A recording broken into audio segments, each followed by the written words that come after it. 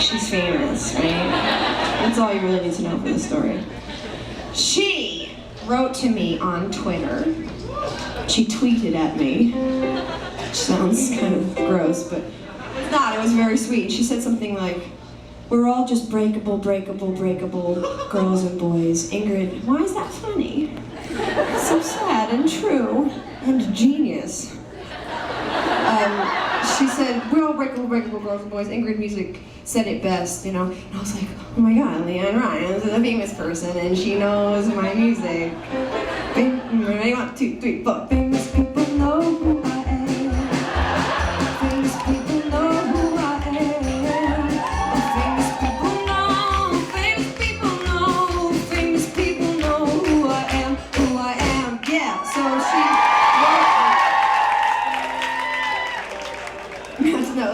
it's gonna be a Grey's Anatomy next week. Dr. Shepard, will he live? His liver is ruined and I can't foresee it, but would you like to go out? And then in the background, famous people. I don't know, Dr. Shepard, famous people. Come on, it'll be hot. Famous people know, famous people know, famous people know who I am, who I am.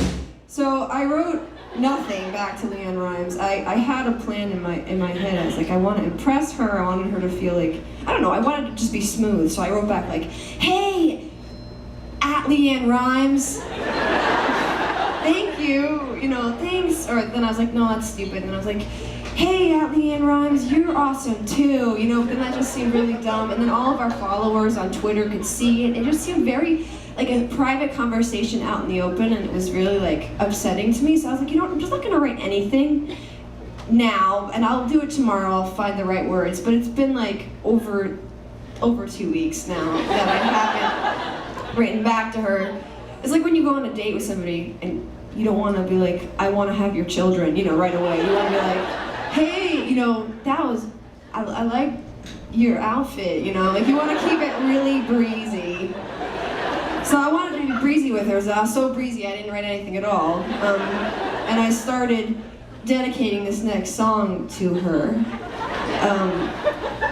Now, next part of the story is that she saw me dedicating the story to her on YouTube because somebody told her to look at it. We live in the future, and so she writes me again on Twitter, okay? She totally wants me at this point, right? Like 2 times, no response, and she's like, "How hilarious! I saw that you know, dedicate a song to me. That's so funny. Let's hang out and write."